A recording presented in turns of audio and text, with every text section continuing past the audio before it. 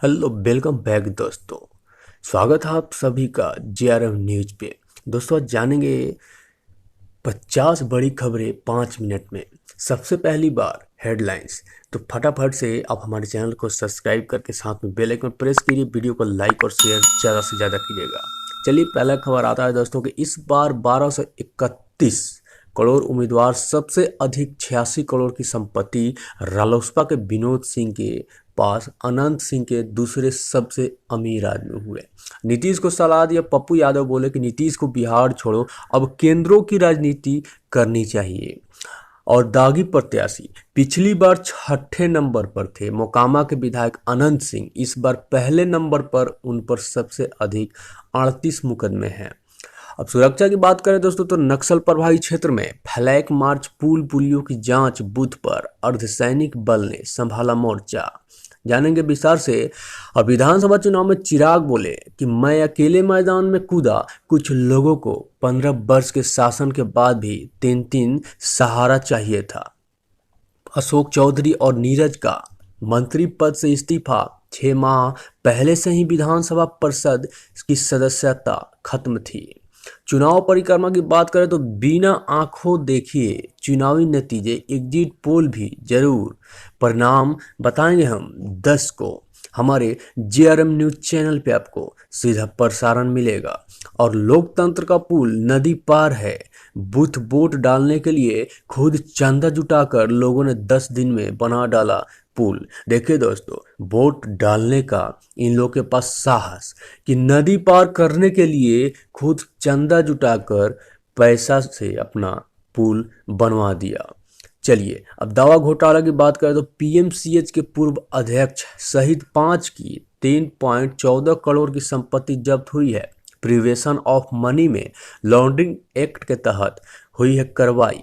और पॉलिटेक्निक पंडितों की राय तो चुनाव के नतीजे में दिन ही चौंकाने वाले कदम उठ सकते हैं नीतीश सरकार की।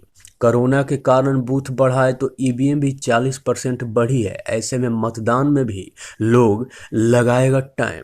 और आज तय होगी स्पीकर समेत 12 मंत्रियों की भी सियासी किस्मत। अब्दुल बारी सिद्दीकी, रमई रामा, मुकेश सहनी और लवली आनंद भी हैं मैदान में। 12 घंटे में शुरू होगी 15 जिलों की 78 विधानसभा सीटें। वाल्मीकि नगर लोकसभा उपचुनाव के लिए वोटिंग चालू है। और बिहार में उत्तर पश्चिम बॉर्डर पर 6 किलोमीटर जंगल पार करके स्कूल है। यहाँ पर 4 बजे तक ही पड़ेगा वोट। मतदान कर्मियों को रात भर बैठकर मरना पड़ेगा। मच्छर और बूथ पर न खाने को है, न पीने का उपाय, न सोने की है व्यवस्था। हिलसा विधानसभा के 3 सीटों पर कल दोबारा होगा मतदान। ईवीएम में पानी गिर जाने के कारण रद्द हुई थी वोटिंग। यादव बहुल सीट पर न राजद का प्रत्याशी दिया है और न एक भी सभा की। और सबसे बड़ा न्यूज है कि संक्रमण के डर से गया, बेगूसराय में, पूर्वी चंपारण और सिवान में 3-3 केंद्रों पर होगी फिर से मतदान। 9 जिलों में 2-2 केंद्र बनेंगे। राजद के टिकट पर चुनाव लड़ रहे बेटे को जिताने में लगे हैं लोजपा सांसद महमूद अली कैसर। और चुनाव में पैसे बांटने में मिली थी सूचना। प्रशासनिक टीम ने भी कुल्हनी विधायक व भाजपा प्रत्याशी के घर की छापेमारी की। दूसरे चरण के 6 बूथों पर हाल में पढ़ समझ लीजिए और सुन लीजिए कि तीसरे चरण की तैयारी यहाँ भगवान भरोसे ही चल रहा है। कोविड गाइडलाइंस के कारण आप देख सकते हैं दोस्तों फिगर में कि भीड़ कितनी इकट्ठा हुई है।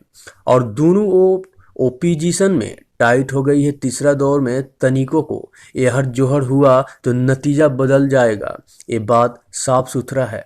तीसरे चरण में एनडीए और महागठबंधन नहीं है, भाजपा और जदयू की हो रही है वैचारिक लड़ाई। प्रचार खत्म होने से 18 मिनट पहले प्रधानमंत्री ने लिखा कि बिहार के विकास के लिए मुझे नीतीश की सरकार की बहुत ही जरूरत है। प्रचार प्रसार खत्म होते ही 7 नवंबर को होने वाले मतदान में 12 बड़े चेहरों की किस्मत दांव पर लगी हुई है और सबकी किस्मत ईवीएम मशीन में बंद है। कहानी उसकी जो जेल में बुलवाया था बार डांसर। डीएम मंत्री की हत्या के मामले में मिल चुकी है सजा। बिहार के वैसे हैं बाहुबली नेता जिनके बारे में विस्तार से आपको बताएंगे। देखते रहिए जीआरएम न्यूज। फटाफट से दोस्तों, अभी तक आपने सब्सक्राइब नहीं किया है तो हमारे चैनल को सब्सक्राइब करके बेल आइकन पर प्रेस कीजिए। आपको यहाँ तड़कते भड़कते 5 मिनट में 50 खबरें मिलेगी देखने को। चलिए अगला आ रहा है न्यूज कि सोशल मीडिया पर सुशील मोदी ने तेजस्वी से पूछा, लालू परिवार एमएलए को ऑपरेटिव में 5 प्लॉट का मालिक कैसे बन गया है। बीते 15 साल में 32-38 निर्दलीय लड़े, 20 ही जीते। इस बार 1301 उतरे हैं चुनाव में। जातीय दुष्चक्र की कड़ाही में खौलता रहा है मधेपुरा। अब भी पिछड़ापन क्षेत्र की पहचान होती रही है और फ्लाई ओवर के निर्माण में वादे घरौंदे की तरफ बिखर रही है। लोग वोट तो जातिवाद पर व हिंदू मुस्लिम पर ही डालेंगे। और सबसे बड़ी न्यूज है दोस्तों कि इस बार 1231 करोड़ की संपत्ति जो है उम्मीदवार सबसे 86 करोड़ की संपत्ति रालोसपा के विनोद सिंह के पास है। जी हाँ दोस्तों, अमीर उम्मीदवार में गजानंद शाही तीसरा स्थान पर है। 2015 में रमेश शर्मा सबसे अधिक प्रत्याशी थे। बिहार में भले ही पिछड़ और गरीब राज्य की श्रेणी में आता है, लेकिन यहाँ के विधानसभा चुनाव लड़ रहे उम्मीदवार की बड़ी संख्या करोड़पतियों की है। कुल उम्मीदवार 3733 उम्मीदवारों में से 1231 उम्मीदवार करोड़पति हैं। इनमें सबसे अमीर उम्मीदवार रालोसपा के वसीर नगर के प्रत्याशी विनोद कुमार सिंह हैं। उनकी कुल संपत्ति 85.89 करोड़ रुपए से अधिक है। चलिए अब जानते हैं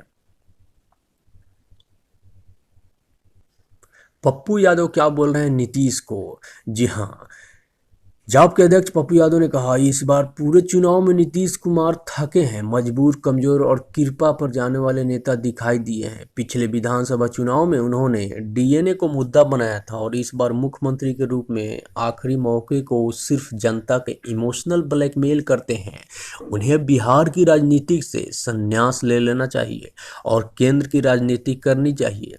जापे अध्यक्ष शुक्रवार को प्रेस कॉन्फ्रेंस को संबोधित कर रहे थे। उन्होंने कहा कि हमें बिहार के 30 साल से महापाप को धोने की 3 साल चाहिए। बाढ़ और लॉकडाउन में जब सभी नेता अपने अपने बंगले में कैद हो गए थे, तब मैंने और मेरी पार्टी के कार्यकर्ता जरूरतमंदों के बीच राशन और अन्य सामग्री पहुंचाया करती थी। इसी बीच में लोजपा अध्यक्ष चिराग पासवान ने भी कहा है कि तमाम मुश्किल हालातों के बीच हमने हिम्मत नहीं हारी है और मेरी पार्टी ने बगैर गठजोड़ के अकेले चुनाव लड़ा है। चिराग ने मुख्यमंत्री नीतीश कुमार का नाम लिए बगैर कहा कि 15 साल तक सरकार चलाने के बाद भी कुछ लोगों को 3-3 सहारे की जरूरत है। चिराग ने कहा कि जब मेरी पार्टी ने अकेले चुनाव लड़ने का ऐलान किया तो मैं तनिक भी घबराया नहीं। जनता के आशीर्वाद से जब नतीजे आएंगे तब एक और नौजवान बिहार का उदय करेगा। चिराग ने मतदाताओं से अपील की कि वो जदयू को वोट देकर अपना वोट कतई खराब ना करें। दोस्तों, आपको जेआरएम न्यूज़ पे ऐसे न्यूज़ हमेशा मिलता ही रहेगा, तो फटाफट से हमारे चैनल को सब्सक्राइब कीजिए, बेल आइकन प्रेस कीजिए, वीडियो को लाइक कीजिए।